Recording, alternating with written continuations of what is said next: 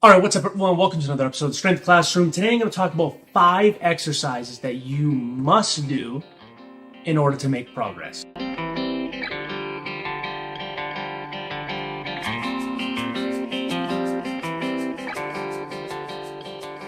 Today I'm diving into a topic that's definitely going to be a little bit polarizing. Now, whenever someone says, here are 7 exercises you must do, or here's 9 exercises, or 2 exercises, or fill in the blank with whatever number you want, that's all bullshit. So there's no exercise that you have to do. It all depends on personal goals. So many people say you have to squat, or if you're not deadlifting, what's the point of working out? So it's everywhere in the fitness world. People say, oh, if you're not bench pressing, how are you going to grow your chest? There's no such thing as a mandatory exercise, and that's just the God honest truth. Fitness isn't about following someone else's path. It's not about copying other people who you want to look like. It's not copying their routines. It's all finding what works for you. It's all understanding what your goals are and what tools that you are using to help apply that to your goals. So what determines the correct exercise for you? So the best exercises for you are going to depend on so many factors.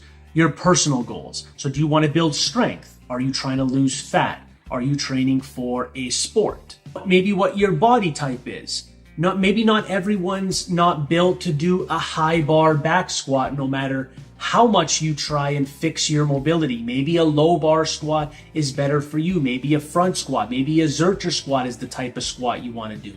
Or maybe you don't want to squat period right now. Maybe you need to focus on being stronger on one leg. Maybe instead of doing heavy barbell squats, you do heavy barbell lunges to help strengthen your body unilaterally, or heavy split squats. And I can go on and on. I could do this with every motor pattern, and I could do this with every muscle group, but I think you get the point. Your fitness level. If someone is a complete beginner, you're not going to tell, maybe it's their second week in the gym, you're not going to tell them to do a front rack split squat. You're just not. They're not going to have the coordination down. They're not going to be able to use any amount of meaningful weight to actually allow the exercise to give them even partial benefits. And then preferences. Let's be honest. If someone hates an exercise, they're not going to do it. Now, there's a difference between hating an exercise because you feel you get nothing from it and hating an exercise because it's hard. The exercises that we dislike are most likely the ones that are going to give us the most progress. But you have to understand, do you not want to do this because it's hard and you don't have the energy and the willpower for it because you just got to suck it up? Or do you just not like it because you feel like you're just doing it to do it? And I feel that way with many exercises that are popular. And I feel like everyone has their own little group of exercise where it feels like they're the only one that dislikes it and everyone else does. I'm going to go into the 5 exercises that you hear all the time that you need to do. And the problem that I have when people say you need to do an exercise, to me, I feel most people are going to misinterpret that as these exercises have to be in your routine year round and they can never leave. They have to be staples in your routine, and that is incorrect. So number 1, squats. Squats are a fantastic exercise for building lower body strength, but if your mobility or structure doesn't support them, you can do a squat variation. So while I agree that barbell back squats don't have to be in your routine all the time, you do need to have some sort of squat variation. That's where I'll draw the line. You don't always have to have the bar on your back, and it doesn't have to always be a free squat or it can be a pause squat. It can be a box squat. You can squat off pins. You can do so many different variations, but you should be doing squat variations in your routine. Then there are deadlifts. And when you really break it down, what is a deadlift? It's almost like a leg press off the floor, and then you hinge from there. Deadlifts build total body strength, but to be honest, because the bar starts from the same spot, if you're using a 45-pound plate, like the distance between your hands and your shoulders and the bar and your hips, just your body in general, it's going to be different for everyone depending on height, limb lengths, etc., etc. So if the barbell deadlift is not suitable for you, you can do rack pulls, you can do block pulls, you can widen your stance and do sumo, you can widen your grip and do like a snatch grip variation, you can do Romanian deadlifts, you can do trap bar deadlifts. There are all different types of variations. But a deadlift, just like a squat, and all those squat variations are considered, well, squats, a deadlift is essentially a hip hinge variation. So as long as you're doing some form of heavy hip hinging, you'll be fine. It doesn't have to be a deadlift right off the floor. Then there's bench presses. So bench presses can be, it's a horizontal push. You push the bar away from your body in like a horizontal plane. And if you don't want to bench, you don't have to. You could do weighted dips, you could do incline presses, you could do floor presses, you can do heavy dumbbell presses. As long as you're doing some sort of heavy presses, you'll be fine.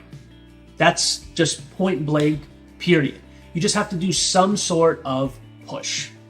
And something I failed to mention before during the bench press is you can press vertically too if you want. So overhead pressing. Then there is pull-ups and rows. So pull-ups are vertical pulls, rows are horizontal pulls, and then there's different angles in between. So as long as you're doing some sort of pull towards your body, that's good. Whether it's a pull-up, a chin-up, a lat pull-down, assisted lat pull-down, ring pull-ups.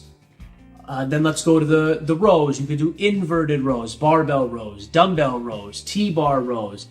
So many different variations. As long as you are doing a healthy amount of pulling, your back will grow. So let's look at it this way. You got a heavy push with your legs, so that'd be squat variations.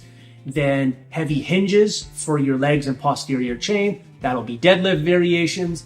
Then you have heavy pushes and heavy pulls for your upper body.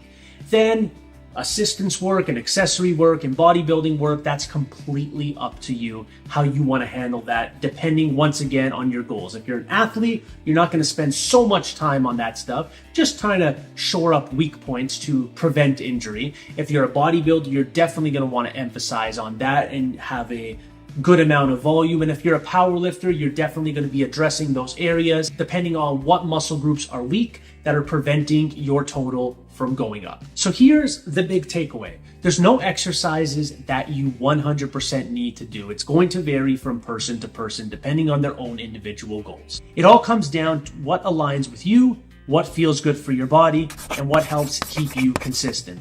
That is the magic formula for success. And then just stay consistent and adjust those exercises and variations as needed. So that's all there is.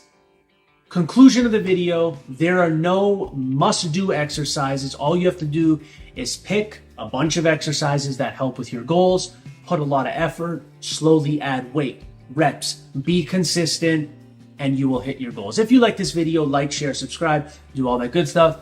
And as always, ladies and gentlemen, have yourself a great day.